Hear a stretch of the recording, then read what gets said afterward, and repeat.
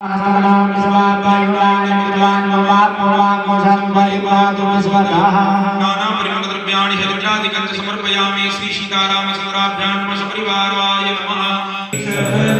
स्वामी जय जगदीश हरे भक्तजनों के संकट दास जनों के संकट क्षण में दूर करे ओम जय जगदीश हरे। आप सभी को सादर जय सिया राम। पिछले 4 महीने से श्रावण मास के प्रथम सोमवार से ही 1 करोड़ श्री राम महामंत्र जप का दिव्य अनुष्ठान निरंतर चल रहा है। तो जैसा कि 1 करोड़ का अनुष्ठान जो है वो पूर्ण हुआ और पूर्ण होने के बाद अगला जो स्टेज या अगला जो स्टेप होता है वो होता है आहुति का। तो 1 करोड़ का दशांश यानी 10 लाख आहुति का कार्यक्रम 1 दिसंबर से प्रारंभ हो गया है और जो निरंतर चल रहा है।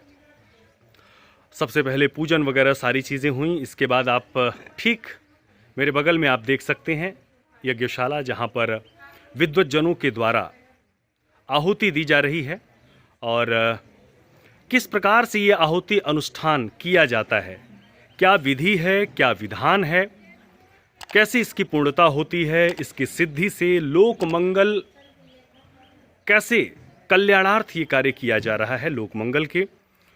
तो क्या है विधि, संक्षेप में जो इस अनुष्ठान के आचार्य हैं, आचार्य अंजनीश त्रिपाठी जी और समस्त विद्वज्जन जो इस आहुति में निरंतर लगे हुए हैं, जो अनुष्ठान कर रहे हैं, क्या कहना है उनका, उनसे जानते हैं कि जब भी आहुति होती है तो किस प्रकार से सबसे पहले पूजन का कार्य प्रारंभ होता है और पूजन के बाद फिर आहुति होती है। सभी चीज़ें जो तैयार की जाती हैं तो किस प्रकार से क्या होता है, क्या है विधि, क्या है अनुष्ठान, ये सभी बातें चलिए आचार्य जी से जानते हैं।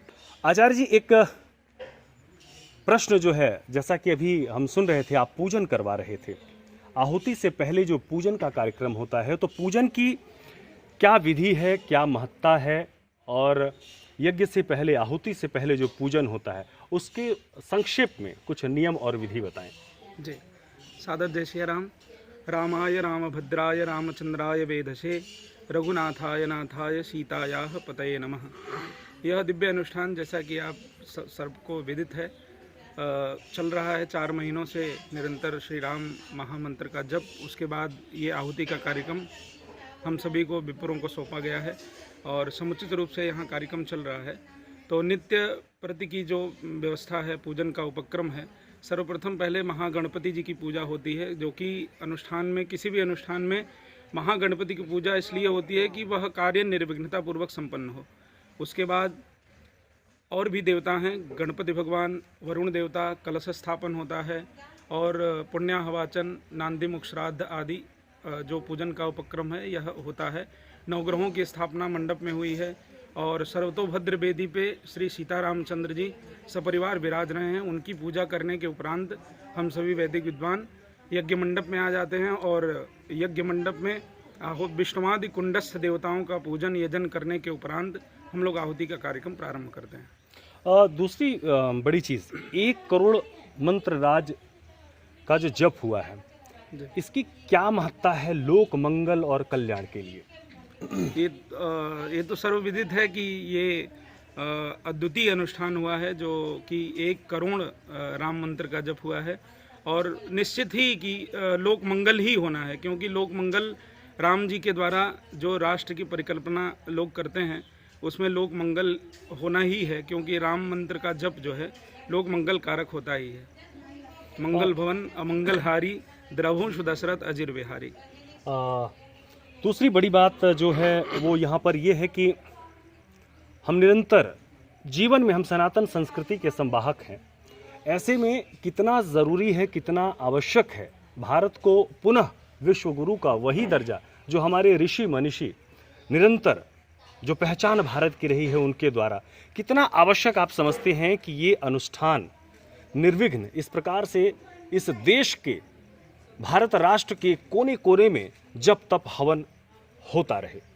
जी बिल्कुल, बहुत आवश्यक है, क्योंकि यही एक प्रथम सीढ़ी है जिससे हम सनातन संस्कृति को पूरे विश्व में व्यापकता रूप में व्यापक कर सकते हैं और लोक मंगल हो सकता है। क्योंकि सर्वत्र जब ऐसे ही राम मंत्र और संस्कृति अपनी गूंजेगी, वैदिक मंत्र गूंजेंगे, तभी यह भारत जो है विश्व गुरु हो सकता है और हमारे सर्वत्र सनातन संस्कृति व्याप्त हो सकती है, तभी कुछ लोक मंगल हो सकता है। जी, लोगों से क्या आह्वान करना चाहेंगे आचार्य जी कि लोग कैसे इस कार्यक्रम से जुड़ें और इस कार्यक्रम का आनंद उठाएं? जी बिल्कुल, लोग इस कार्यक्रम में जुड़ें अधिक से अधिक, क्योंकि यह सर्वत्र नहीं देखने को मिलता है। यह 1 करोड़ मंत्र जप जो है यह वास्तव में अद्वितीय है, इसलिए इसमें जितने भी लोग अधिक से अधिक लोग जुड़ सकें, आवें और यज्ञ भगवान का दर्शन करें, भगवान यज्ञ नारायण की परिक्रमा करें और इसमें इसके सहभागी बने, तभी कुछ उनका कल्याण हो सकता है और यही संदेश है। क्या जयकारा आप समस्त विद्वत जनों के द्वारा यहाँ लगना चाहिए? जी जी बिल्कुल। श्री सीता रामचंद्र भगवान की जय, यज्ञ नारायण भगवान की जय। भर जन्म भव बीजानाम तर्जनम सुख संपद अर्जनम सुख संपदाम तर्जनम यमदूतानाम राम रामेति गर्जनम। सीताराम नाम महाराज की जय। सत्य सनातन धर्म की जय, सत्य सनातन धर्म की जय। सर्वे भवन्तु सुखिनः, सर्वे सन्तु निरामयाः, सर्वे भद्राणि पश्यन्तु, मा कश्चित् दुःखभाग् भवेत्। ओम शांति शांति शान्तिः।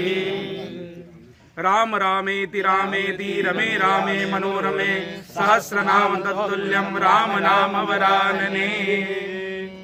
जब हम धर्म की बात करते हैं तो संसार में धर्म सिर्फ एक है और वो है सत्य सनातन धर्म। बाकी तो मत पत संप्रदाय हैं, लेकिन धर्म की जब हम बात करते हैं तो वो है सनातन धर्म, जो वसुधैव कुटुंबकम की बात करता है। सनातन धर्म ही है जो सर्वे भवन्तु सुखिनः की बात करता है।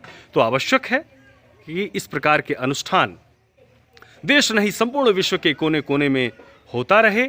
हम अपनी सनातन संस्कृति को, अपनी वैदिक परंपराओं को निरंतर आगे बढ़ाते रहें, क्योंकि कहा जाता है कि भारत यज्ञीय देश है और यज्ञीय देश, इसकी रक्षा, उन नियमों का पालन उसी प्रकार से विधि विधान के साथ करना हमारी नैतिक जिम्मेदारी है। आप सभी को सादर जय सियाराम। स्वाहा स्वाहा स्वाहा स्वाहा स्वाहा स्वाहा स्वाहा स्वाहा स्वाहा स्वाहा